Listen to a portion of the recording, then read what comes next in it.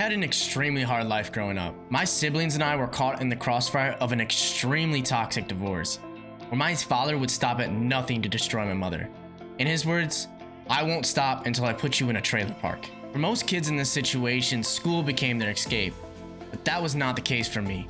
I was bullied for being the smallest and shortest kid in the school. As a result, I became extremely insecure about who I was and what I had to offer to the world. I felt directionless, and this was only exacerbated without having a strong father figure in my life. I had to learn what it meant to be a man from scratch. I turned to video games as it became the only escape from the reality that I was living in. I had a deep desire within me to be loved, but I was too insecure to be vulnerable with anyone, and I was extremely scared of rejection. For the longest time, I just came to terms that this is the way my life was gonna be. I hated my life, but thankfully this is only the origins of my story. And this is me today.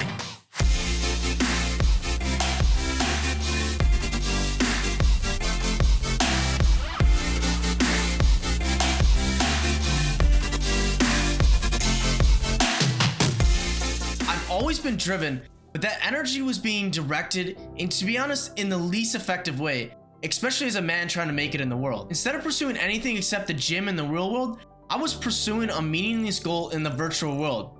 At least that's what it feels like. I put so much energy into video games that I could be found playing 12 hours a day, refining my aim and aim trainers just in pursuit of a slightly better number, in hopes one day that I may be competent enough to go pro and make a living playing video games. That had always been a dream of mine. Video games satisfied all of my needs. I had a sense of authority, expertise, adventure, pleasure, and most importantly, it was familiar to me. All while when I put down the games enough to think, I was swarmed with my real problems, and I did nothing to fix them except finding a great distraction. That was until I found the video called "Why I Hate You If You Play Video Games" by Hamza. That's why I have this attitude that I fucking despise you if you play video games, because I see my younger self in you. That next week I decided to pull the trigger and call it quits on video games and religiously start self-improvement. This was not an easy choice, walking away from pretty much my life for who knows how many years, and also in a channel that accumulated 20,000 followers with a few viral moments that I was extremely proud of. I did so under the premise that if I truly love video games, I could always go back. But sitting here today, I can tell you I'm not going back anytime soon. My obsession for video games has transferred to self-improvement because of their distinct similarities. I literally feel like I'm leveling up myself instead of a virtual character that is immensely more gratifying. Yes, harder, but immensely more gratifying. I've started to ask the important questions in my life of who I want to be, what legacy do I want to leave.